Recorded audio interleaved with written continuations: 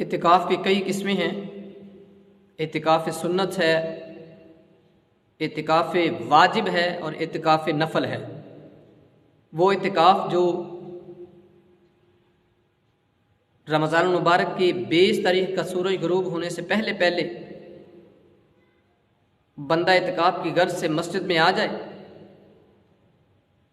اور شوال کا چاند نظر آئے یا 30 تاریخ تک پورے ہو جائیں روزے، تو پھر وہ اعتکاف ختم ہو جاتا ہے۔ اس کو اعتکاف سنت کہتے ہیں۔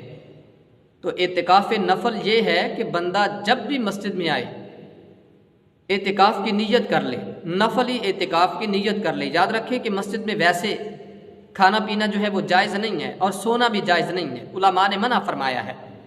لیکن اگر کوئی بندہ مسجد میں داخل ہوتے وقت اعتکاف نفل کی نیت کر لے تو پھر وہ جب مسجد میں داخل ہوگا اس کو ساتھ ساتھ اعتکاف کا بھی ثواب ملتا رہے گا۔